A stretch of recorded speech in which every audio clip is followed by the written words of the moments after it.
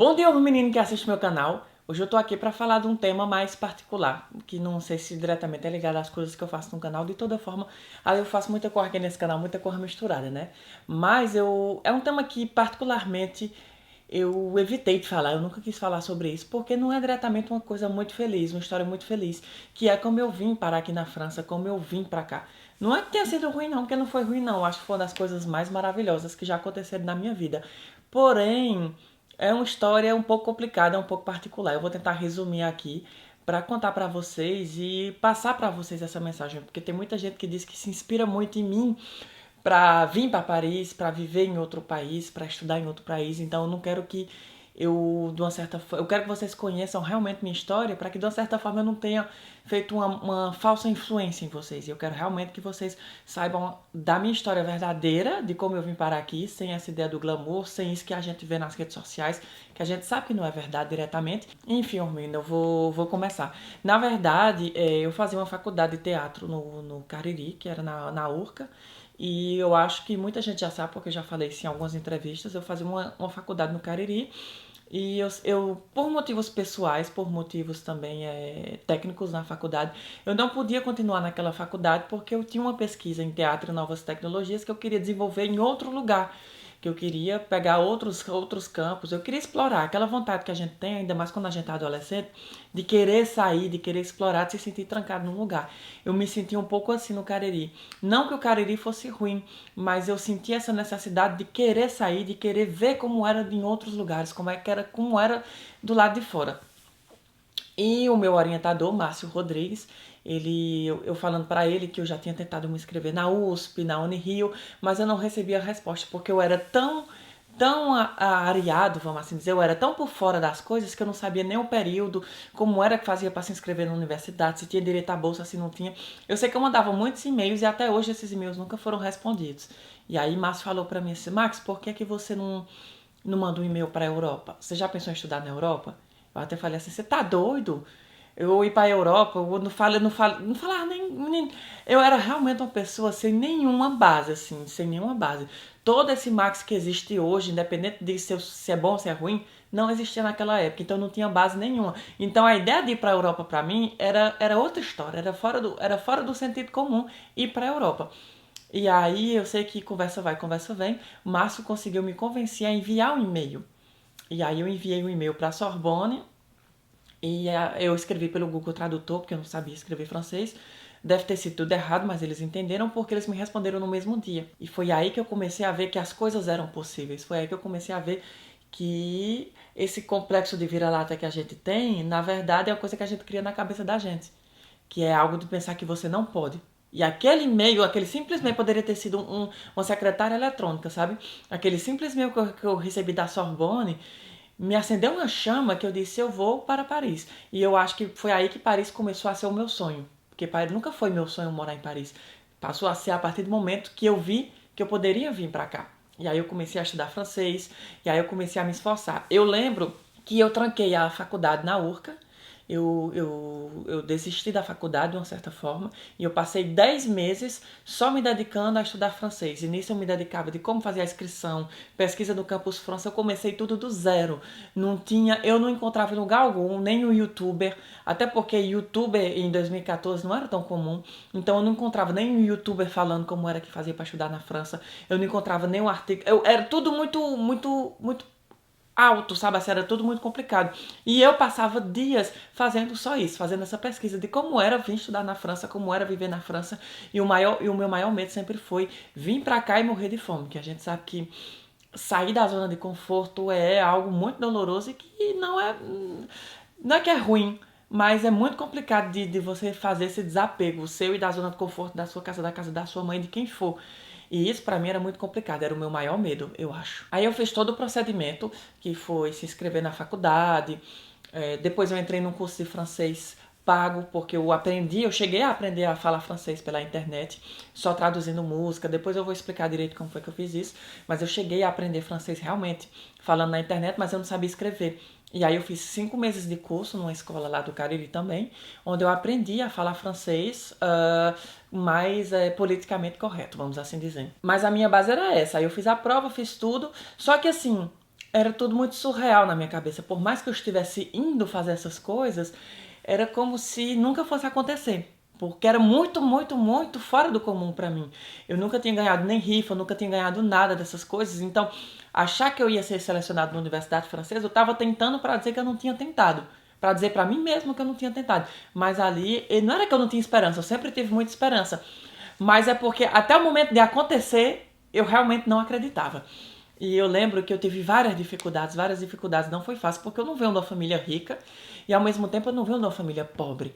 Isso é muito relativo de dizer, porque eu acho que muita gente se identifica. É aquilo que você consegue ter acesso a certas coisas, mas não diretamente quer dizer que você tenha boas condições, porque tem dias que você não tem um centavo no bolso.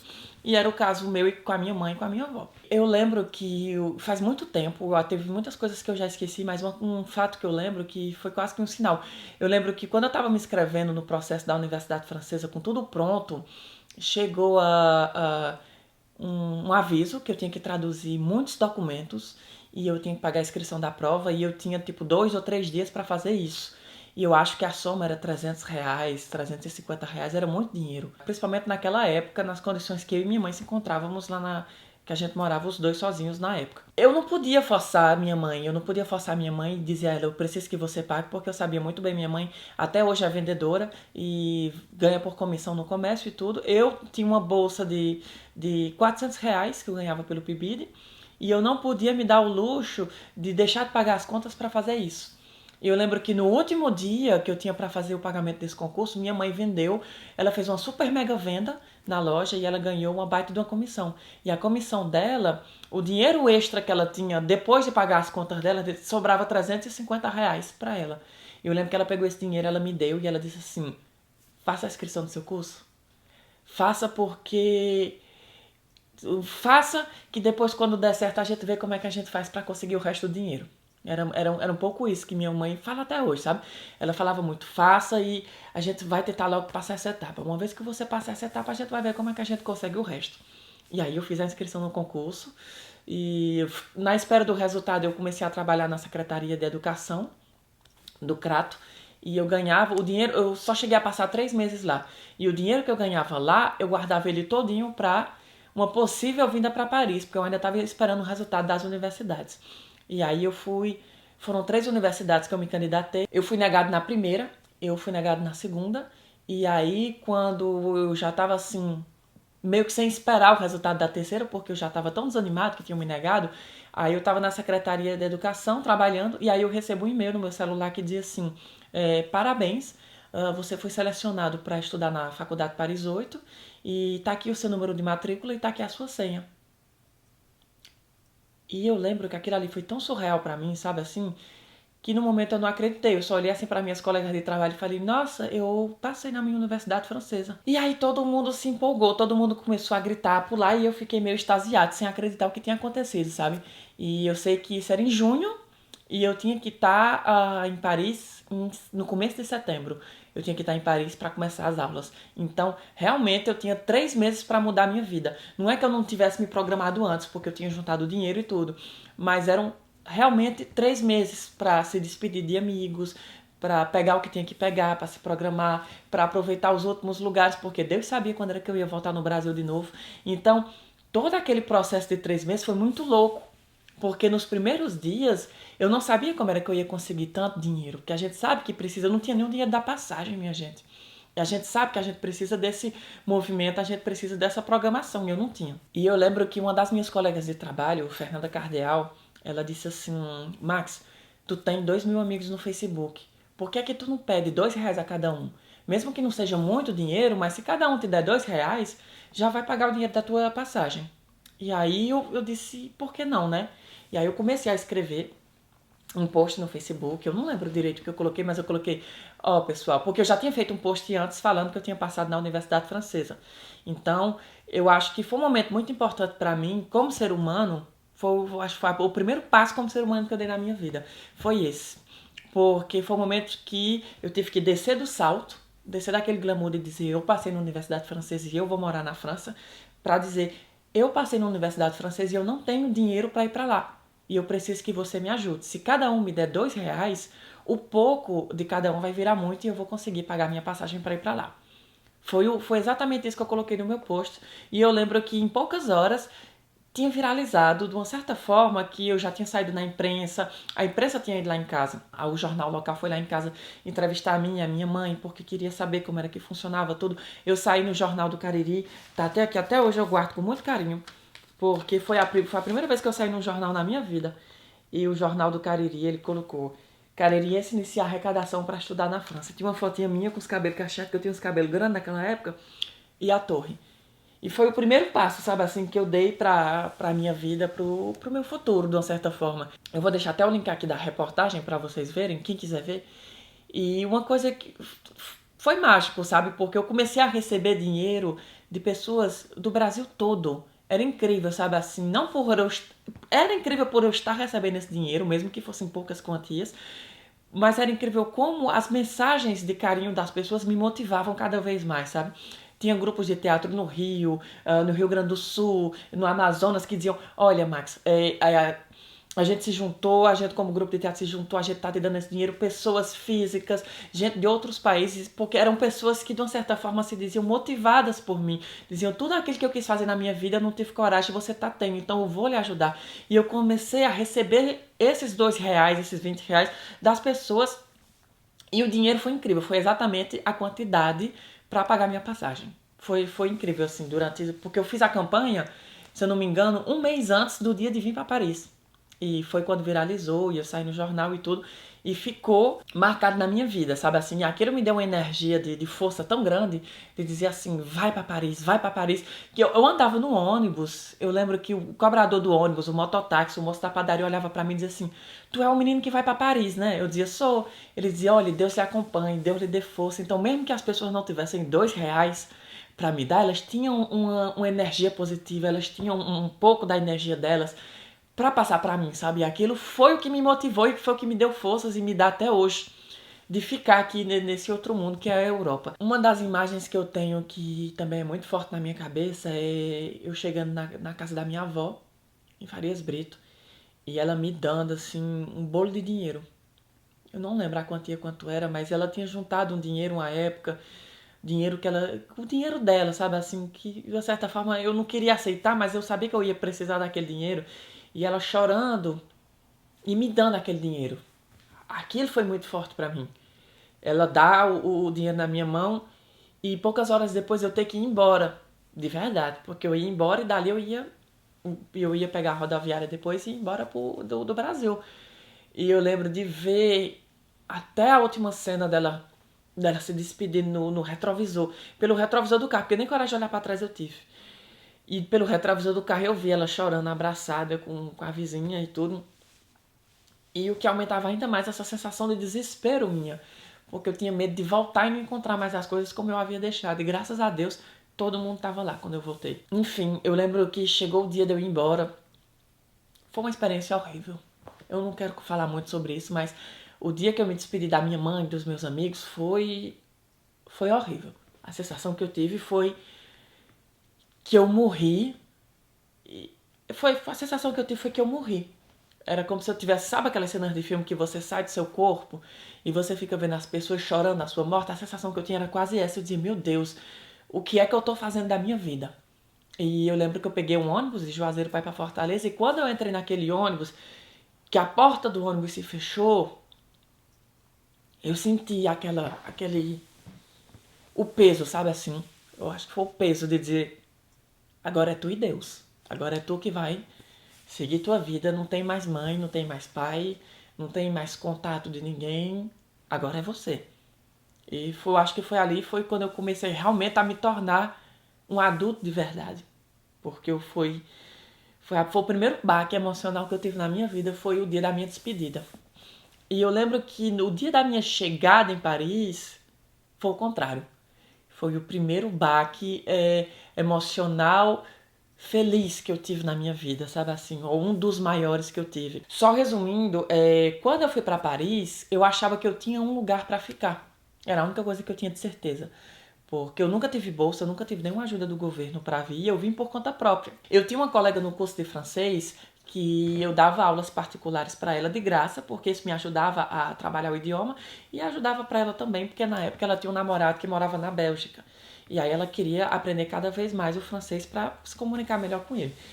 E eu lembro que eu comentando com ela que eu não tinha onde ficar, ela disse, eu tenho uma amiga, uma das minhas melhores amigas, que a irmã dela mora há 20 anos na França. E eu vou falar com ela para ela te receber de graça por um tempo necessário. Só que assim, foram vários problemas. Até eu também não sei como foi que eu cheguei nesse ponto. Essa moça, ela não usava internet, ela não usava e-mail, não tinha WhatsApp nessa época diretamente, não era tão famoso. E ela não usava nada disso. Para se comunicar com ela, ou era por carta, ou era no domingo, quando ela ligava no momento X, que ninguém sabia quando, às vezes ela ligava de madrugada. Então, eu nunca tinha falado com ela diretamente. Ela tinha aceitado de eu ir morar na casa dela, só que quem fazia a leve trás era a irmã dela, que ficava me dizendo as coisas e eu passava a mensagem para a irmã dela, e quando ela bem ligava, a irmã dela falava. Sendo que chegou o dia de eu ir embora e ela não tinha mais entrado em contato. E eu sabia que ela estava me esperando, eu tinha o endereço dela, só que quando eu tive o endereço dela, eu tinha o endereço dela que ela dizia uma casa de praia, que era no litoral da França, que era a casa do litoral dela, que era a casa onde ela morava. E aí o que aconteceu foi que chegou o dia de eu ir na França, eu vim para Paris, de eu viajar, e aí eu desci do avião com o nome dessa mulher, escrito e a bandeirinha do Brasil desenhado no papel, e de uma certa forma eu tinha a esperança que ela estivesse lá. E ao mesmo tempo eu sabia que ela poderia não estar, porque a gente nunca tinha se falado diretamente. Mesmo que ela soubesse da minha existência e eu soubesse da existência dela. Quando eu cheguei, para minha surpresa, que não foi minha surpresa, ela não estava lá. E aí foi quando foi mais um baque que eu tive na minha vida, que foi... E agora?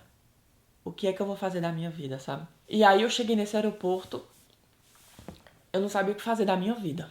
Eu lembro que eu passei...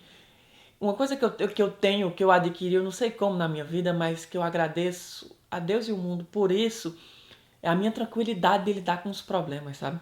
Quando eu cheguei nesse aeroporto que eu vi que essa mulher não estava lá, eu simplesmente parei e pensei, eu estou em um outro país, eu vim para morar e eu não tenho onde ficar. Eu lembro que eu passei 4 horas no aeroporto, sentado numa cadeira, só observando o espaço, observando as pessoas passarem, pensando na minha vida. E aí eu cheguei na conclusão que eu tinha dito assim, ao mesmo tempo que eu tinha a motivação de todas essas pessoas que tinham me ajudado, eu tinha a pressão de não deu certo, agora eu vou ter que voltar. Como é que eu vou reembolsar todo mundo se eu nem sei quem foi que me ajudou? Sabe assim, foi tanta gente que eu nem sei diretamente de onde veio esse dinheiro, de onde veio tal dinheiro, de onde veio tal coisa. Então tinha essa pressão também. E eu lembro que eu disse, quer saber, eu vou decidir o que eu vou fazer da minha vida amanhã. Porque Paris passou a ser o meu sonho e hoje eu tenho dinheiro e eu vou conhecer Paris. Porque eu tinha dinheiro que eu poderia comprar uma passagem de volta no outro dia se eu quisesse. E aí eu cheguei eu comprei um chip pra mim na lojinha do aeroporto, coloquei no meu telefone, eu cheguei na recepção do aeroporto, olhei pra mulher e disse, me dê a lista de todos os hotéis mais baratos que tiverem em Paris.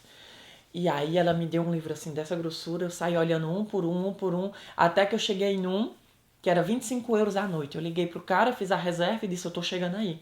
E 25 euros à noite já era caro, porque eu não tinha tanto dinheiro assim. E aí foi uma das experiências maravilhosas que eu tive na minha vida. Hoje pode parecer clichê, mas foi e vai ser inesquecível pra mim, que foi, eu cheguei na porta do aeroporto, tinha um cara, e ele falou assim, você quer uma carona? Você quer pegar um mototáxi? E aí eu disse pra ele assim, eu disse, não, cara, mas minha mala é muito grande, eu venho com 2 bagagens enormes. Ele disse, não, mas a minha moto também é enorme. Eu disse, então tá. E aí eu peguei, porque eu não sabia pegar metrô, não sabia pegar nada. E aí eu cheguei na moto dele, e aí eu lembro que a moto dele era gigantesca, parecia aquelas motos de filme policial americano, sabe? E ele me deu uma jaqueta de couro, e ele me deu um capacete. Foi a primeira vez que eu vi um capacete na minha vida que tinha um microfone, e que você conseguia escutar via Bluetooth o que o cara falava no capacete dele. E aí a gente conversava em francês por esse capacete. E eu lembro que ele botou um hip hop pra tocar, uma rádio de hip hop. Ele disse assim, te incomoda a música? Eu disse, não, meu amor, nada me incomoda, eu tô em Paris. E eu lembro que ele seguiu ali pela autoestrada. E a autoestrada do aeroporto de Orly, quando você tá chegando em Paris, você já vê a Torre Eiffel de longe. E eu fiquei vendo a torre e ao mesmo tempo era surreal. Na minha cabeça eu não estava lá. Era como se eu estivesse num filme, sabe? Numa coisa que não era minha, que não era eu. E eu lembro que chegou uma hora que ele entrou num túnel. E quando ele saiu desse túnel, Eu realmente dei de cara com Paris, assim, sabe? Assim, um tapa na minha cara. Veio os prédios conhecidíssimos que eu via no Google, que eu via no Street View, as pessoas andando com a baguete embaixo do braço, a mulher passeando com o cachorro, não sei o quê. E aí eu vi a Torre Eiffel e ela começou a piscar, sabe? Assim, de longe. Naquele momento, eu comecei a chorar em cima da moto. Eu chorava, chorava, chorava. E eu dizia assim, meu Deus, me dê uma oportunidade de sobreviver nessa cidade, porque eu não vou voltar pro Cariri amanhã. Eu não vou mais voltar. Eu vou ficar aqui e eu quero conseguir viver nessa cidade. É aqui que eu quero ficar. Aquele foi muito forte pra mim, sabe? Aquele impacto, porque eu acho que a partir daquele momento criou-se uma energia tão forte na minha aura, no meu espírito, no que for. Criou-se uma energia tão forte que todos os problemas passaram a não existir. Mesmo que eu tivesse consciência deles, era como se eles não existissem. Eu cheguei no hotel, no hotel que eu cheguei, tava tocando K1, lambada, por coincidência, e era no 5º andar sem elevador. E hoje eu moro no 5º andar sem elevador também. E aí eu tinha que subir as escadas carregando 2 malas. Eu subi 2 vezes, era um hotel mequetrefe, horrível. Mas eu tava tão feliz que eu lembro que eu tomei um banho. Eu dizia, agora eu vou na Torre Eiffel. Eu quero conhecer a Torre Eiffel, porque eu sempre tive essa ideia, vamos dizer, esse fetiche com a Torre Eiffel. Pra mim era o símbolo de Paris, era a Torre Eiffel. E aí eu cheguei, peguei um táxi, porque eu não sabia pegar metrô e eu tava numa linha. Eu tenho dinheiro agora, eu vou fazer isso hoje e amanhã eu começo a viver economicamente correto. Eu cheguei no taxista, nem sabia quanto era que ia dar, e disse, me leve pra Torre Eiffel. E aí ele me levou pra Torre Eiffel. E eu lembro que ele parou, a torre aqui, ele parou aqui, no pé da torre, sabe assim? E quando eu desci daquele carro, eu olhei assim, era tão magnífico, sabe? Era tão gigante, era tão imponente aquele na minha vida, que foi quando realmente eu vi, meu Deus, eu realmente consegui, eu cheguei aqui.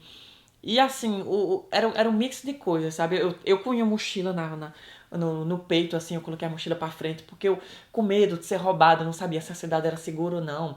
O olho fundo por causa das olheiras, da ansiedade antes de viajar, da ansiedade pós-viajar, de chorar, de tantas outras coisas, o cabelo enorme, molhado, sabe? Mas eu tava tão feliz, e eu lembro que eu fiquei tão desesperado de tanta informação, de tanta alegria, que eu não tinha com quem falar. E aí eu peguei minha câmera e comecei a falar pra câmera. Esse vídeo eu nunca publiquei, vou colocar ele aqui hoje, porque graças a Deus tudo isso já passou. Isso que eu ainda vou contar. E como já passou, eu acho que agora sim é o momento de se falar disso. Porque eu superei, graças a Deus. Bem, eu não sei se tá dando pra me ver direito, mas hoje é a minha primeira noite em Paris. Eu cheguei hoje e a ficha não caiu ainda. Eu não acreditei que eu tô aqui. Então eu vou fazer um vídeo de diário de bordo contando minha vida, porque depois eu preciso ver isso pra saber se isso é verdade. Se eu realmente tô aqui, gente.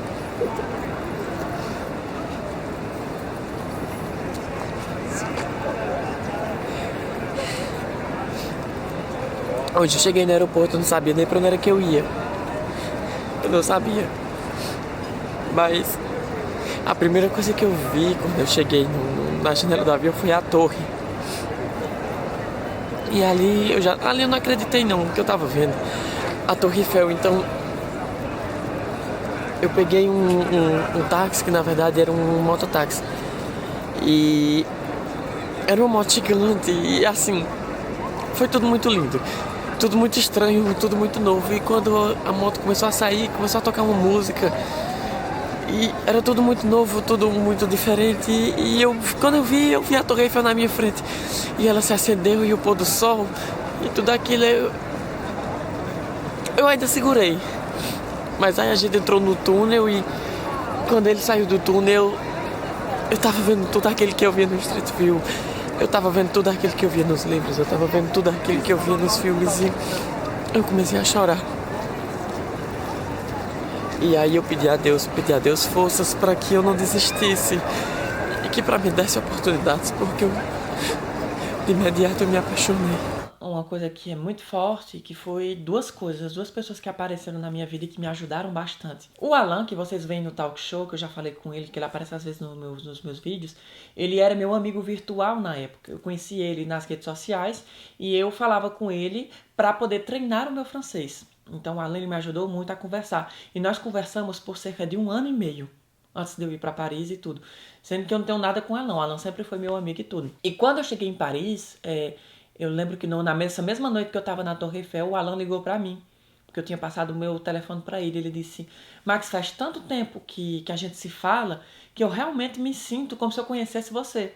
E eu queria lhe ver hoje, porque você chegou hoje, eu queria saber como é que você tá e tudo.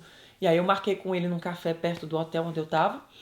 E eu lembro que quando eu falei com ele, eu expliquei pra ele a situação. Eu expliquei que essa mulher ela não morava em Paris e etc e tal. E que eu tava num hotel. E aí ele falou, olha, pegue suas coisas e a partir da manhã você vai morar na minha casa. E aí eu fiquei, meu Deus, será se isso é bom ou será se isso é ruim? Se essa pessoa for uma louca, for uma psicopata. Mas ao mesmo tempo eu tava tão jogado de uma certa forma que eu disse, eu vou aceitar. E aí eu fui morar com o Alan. E morando com o Alan, eu recebi o contato do Marcos, que é um grande amigo meu, que eu digo que foi um anjo também que apareceu na minha vida, porque o Marcos viu minha reportagem sobre ir para Paris, ele viu minha reportagem na TV, e ele disse que eu queria lhe conhecer. E aí eu marquei com ele na Torre, que era o único lugar em Paris que eu sabia ir só. E no dia que eu conheci ele me ajudou com documentação, me ajudou com tudo. Eu sei que a gente criou uma conexão que está presente até hoje, graças a Deus. E o Marcos foi quem muito, muito, muito me ajudou. A dívida que eu tenho com esse rapaz é eterna, sabe? Assim, eu acho que nenhuma próxima vida eu poderia pagar o que ele já fez por mim. Eu sei que com 3 dias que eu estava em Paris, eu já estava inscrito na faculdade, eu já tinha alugado um quarto com uma família brasileira e eu já tinha pago meu ticket de transporte e tudo. Só que aí me sobrava só 300 euros. Quando eu paguei tudo que eu tinha, sobrou 300 euros para viver, para arrumar um emprego antes que esse dinheiro acabasse. E aí aconteceu várias coisas. Eu dividi apartamento. Eu nem gosto muito de falar sobre isso, sabe assim, mas eu dividi apartamento. Eu morava na periferia de Paris. Era um apartamento com vários brasileiros. E esses brasileiros eram especiais. E eu não quero falar sobre isso diretamente, mas eu dividi o quarto com outro brasileiro e era um quarto sujo, sabe? Tinha rato. Mas eu nem pensava diretamente naquilo. Hoje eu vejo, sabe assim, mas na época eu nem pensava diretamente. Realmente era muito surreal pra mim. Só o fato de eu estar em Paris, aquilo já me dava prazer, já me dava alegria de vida. Eu comecei a gravar, teve uma equipe da Priscila Petit que chegou e queria gravar um documentário sobre brasileiros em Paris. E aí eu gravei com eles, ela entrou em contato comigo, e eu gravei com eles filmaram exatamente essa minha chegada em Paris antes do dinheiro acabar. Então toda aquela parte do glamour, do amor, do deslumbramento, eles gravaram. Só que esse filme nunca, tá com 3 anos, esse filme nunca foi ao ar. Não sei porquê, mas enfim. E aí eu fiquei muito amigo da Priscila, somos amigos até hoje. E aí eu comecei a, de uma certa forma, trabalhar na equipe de cinema dela. E aí eles gravavam nos bistrôs, eles faziam uma reportagem sobre os bistrôs de Paris, sobre os restaurantes, e a apresentadora comia o prato, dava só uma mordida, e o que sobrava vinha para a equipe. E era ali onde eu me alimentava. Minhas primeiras semanas em Paris foi me alimentando daquilo que a gente tinha nas gravações. Então, tudo que eles me davam para comer na gravação, eu comia. Meu dinheiro acabou, eu lembro que meu dinheiro acabou e eu fiquei no zero realmente sem ter o que comer. Teve várias coisas que me salvaram, sabe? Vários anjos. Enfim, eu tô resumindo mesmo, mas tinha uma brasileira que mudou de apartamento e como o apartamento que ela tava, que era o mesmo do meu, não podia ser reembolsado, ela transferiu os 2 meses de aluguel adiantado que ela tinha pra mim, o que me ajudou, porque eu não ia ter dinheiro pra pagar o próximo mês do aluguel, então foi pago, que é um outro anjo da minha vida, que foi a Ana. E foram várias coisas, sabe? Várias coisas que aconteceram realmente e que me ajudaram bastante. Mas eu sei que meu dinheiro acabou e eu passei 2 meses sem nenhum centavo no bolso, sabe? Assim, praticamente. Resumindo, a 5 euros no máximo era o dinheiro que eu conseguia, sabe? Quase isso. E como eu sobrevivi 2 meses em Paris sem um centavo no bolso, eu não sei lhe dizer. Não fiz prostituição, eu não fiz nada dessas coisas. Só que eu sobrevivia. O Marcos, por exemplo, ele chegava a me levar no supermercado e fazia uma feira pra mim, me dava. Eu tinha amigos que me prestavam dinheiro, eu começava a fazer bico disso, bico daquilo. E eu fui conseguindo este dinheiro com isso, sabe? Eu lembro que teve muita coisa, assim, que... Muita coisa aconteceu na minha vida, sabe? Eu não tinha um centavo no bolso e eu vivia realmente de esmola praticamente, sabe? Eu lembro que eu chegava a juntar, a baguete custava 1 euro. Eu chegava a juntar 100 moedas de 1 centavo para comprar uma baguete. E quando eu comprava essa baguete, não era nem para comer ela inteira. Eu lembro que eu mordia ela e quando eu sentia fome, eu dava uma outra mordida e eu passava um dia inteiro comendo uma só baguete, sabe?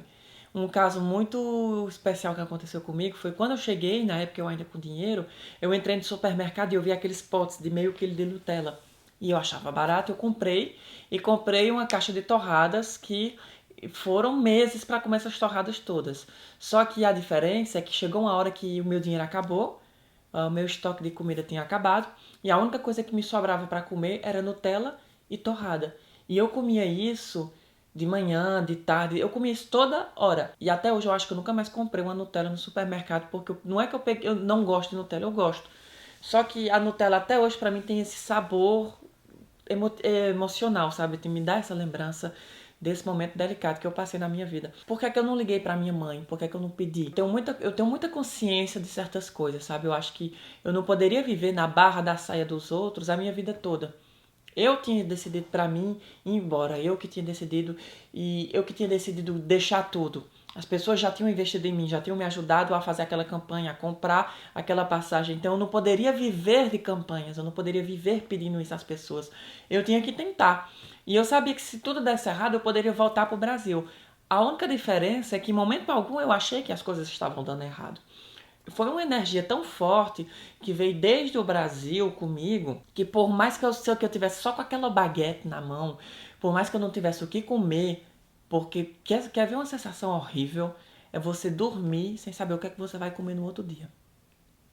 É uma sensação muito horrível, é um sentimento que eu não desejo pra ninguém, assim, pra ninguém mesmo. E essa energia que eu tinha em si, ela era tão forte que ela me motivava a ficar. Por mais que eu não tivesse o que comer, eu sempre tinha um sorriso, eu sempre tinha felicidade. Eu sempre fui muito grato por ter tido a oportunidade de morar e estudar num lugar que muita gente tenta a vida toda e não consegue. Então eu nunca reclamei pelaquela situação que eu estava. Pelo contrário, porque eu sabia que aquele não era eterno e ao mesmo tempo eu desejava que passasse o mais rápido possível.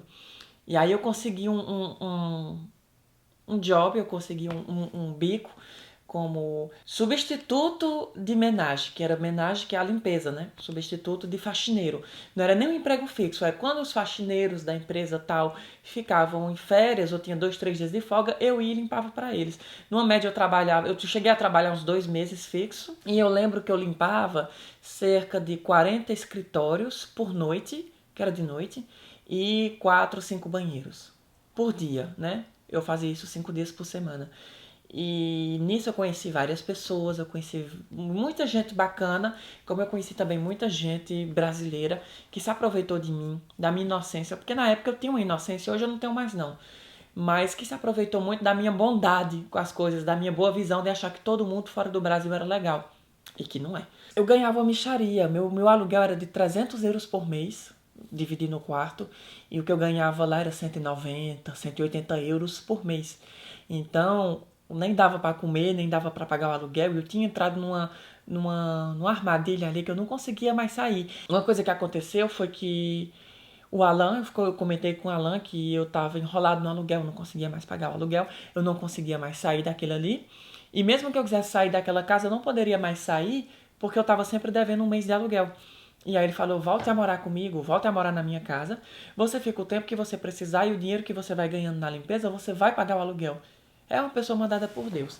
E eu passei 3 meses na casa dele dessa vez. E nesse período eu morando com o Alan, eu comecei a distribuir currículos em outras áreas. Em moda, em todos os tipos de áreas. Aconteceram inúmeras coisas. Ao todo, eu distribuí mais de 500 currículos. Currículo físico, papel. Porque eu imprimi escondido na empresa quando eu ia fazer a faxina. E eu lembro que foram mais de 500 currículos. E teve uma época que eu recebi uma ligação no meu telefone de um chefe ou diretor nacional de uma grande empresa de moda que tem aqui em Paris, de uma grife de moda, e ele queria fazer uma entrevista comigo. Na época eu fui numa inocência tão grande, eu nem sabia o peso da marca, eu nem sabia o quanto aquilo era importante, aquela entrevista de emprego. E eu fui eu mesmo, sabe? Eu falei com ele, com meu sotaque fortíssimo na época, e ele gostou do meu jeito de ser. E ele disse, eu quero que você comece a trabalhar o mais rápido possível e eu vou colocar você na maior loja que tem dentro da França. E aquilo foi surreal para mim, porque do emprego de faxineiro, que não que tenha sido ruim o emprego de faxineiro, eu sempre digo, todo emprego é digno, mas do emprego de faxineiro eu passei a trabalhar como consultor de moda e o meu salário na época, hoje não é mais isso não, mas na época passou de 190 euros a 1.800 euros por mês. E foi ali, 6, 7 meses depois que eu já tinha chegado em Paris, que eu comecei a viver na cidade. Então eu fui começar a viver Paris quase um ano depois que eu tinha chegado lá. Foi quando eu comecei a dizer, eu vou num restaurante, olha esse tênis que bacana, eu vou comprar. Porque antes eu não olhava loja, eu não olhava restaurante, eu não olhava, eu andava, eu passava pelos lugares. Eu não vivia esses lugares. E foi quando eu comecei a ter o meu dinheiro para comprar as minhas coisas. E isso lembra muito o que minha mãe falava de valor, ou de estragar comida, ou quando a gente rasgava a roupa, ela dizia, você não sabe o quanto custa. Hoje eu sei. Hoje eu sei muito bem o quanto custa cada uma dessas coisas. Então, para mim hoje, até hoje eu sinto muito prazer em ir no supermercado. Ir no supermercado para mim me dá muito mais prazer do que no shopping, por exemplo. Porque comprar um produto sem olhar o preço, ou comprar isso, comprar aquilo, você ter o dinheiro para você comprar, até hoje eu agradeço. Quando eu tô numa experiência, num show de música, num lugar muito bonito, ou comendo uma coisa muito gostosa, eu agradeço a Deus. Eu digo, meu Deus, muito obrigado.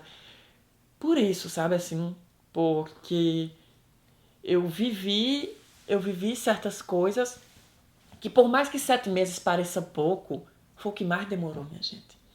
As noites eram infinitas, sabe assim, então tipo, foi o suficiente para me mostrar que eu preciso dar valor às coisas e que eu precisava amadurecer. E ao mesmo tempo eu não me arrependo porque eu me tornei um ser humano diferente depois dessa experiência. Foi uma experiência importante para mim. Eu me tornei uma pessoa diferente daquela pessoa do Cariri que vivia na barra da saia da mãe. E aí, assim, uma vez que eu tinha trabalhado nessa grife, meu currículo estava tão bom que eu tinha várias outras grifes que me chamavam e me chamam até hoje, e eu começava a escolher trabalhos a dedos. Trabalhei inúmeras, sabe assim? Quando eu não queria trabalhar, eu não trabalhava. Quando eu queria sair do emprego, eu saía, porque meu currículo ficou tão bom que todo mundo queria trabalhar comigo. Então isso foi muito gratificante, sabe assim? Essa recompensa que a vida tinha me dado de dizer, agora que você superou toda a escalada da montanha, você vai apreciar a vista agora, que é muito bonita.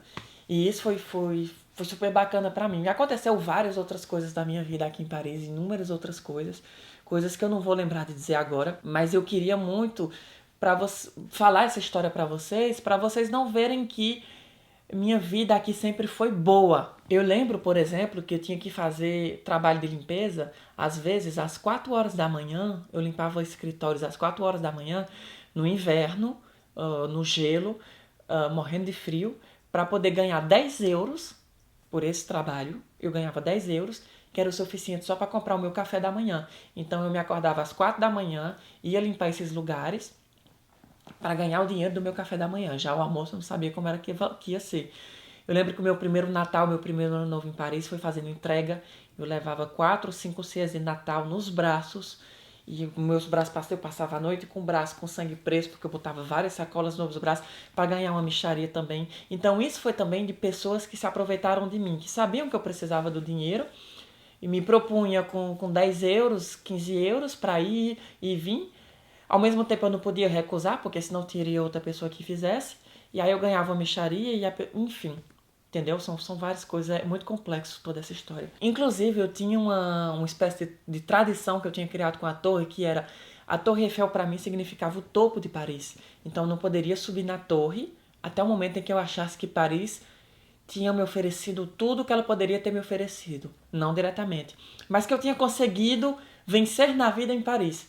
E eu subi com 1 ano e meio, 2 anos que eu tinha chegado aqui, eu subi na torre pela primeira vez. Hoje eu já subi uns 4 vezes, mas levou um bom tempo para que eu pudesse conseguir me estabilizar financeiramente em Paris. Até hoje eu não sou tão estável, mas comparado com como eu era antes, eu sou milionário, sabe assim?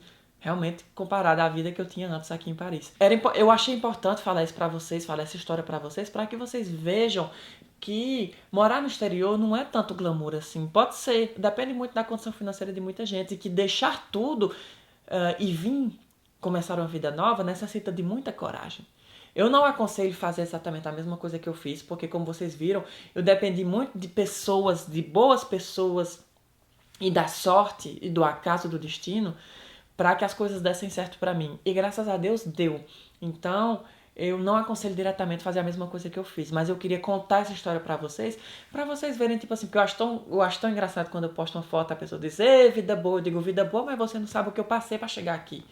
Então, tipo, valorize a casa que você tem, valorize a mãe que você tem, valorize que você está perto da sua família, valorize o dinheiro que você ganha, valorize a sua vida. Não vamos reclamar. Vamos tentar coisa melhor. Porque se você for reclamar, você só vai estar acumulando energia ruim, você só vai estar acumulando coisas ruins. A gente tem que pensar em como é que a gente pode fazer para melhorar. E aí as coisas vão melhorando.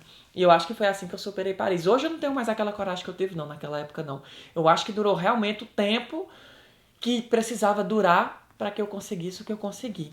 E ainda tô tentando, sabe assim? Então, tipo, não é uma questão de Max ser rico ou de ser pobre. Eu sou um sobrevivente. Eu tô tentando o tempo todo sobreviver aqui em Paris, como qualquer outro ser humano em qualquer outro lugar do mundo. Eu sei que ficou longo o vídeo, mas eu achei que era necessário falar sobre isso.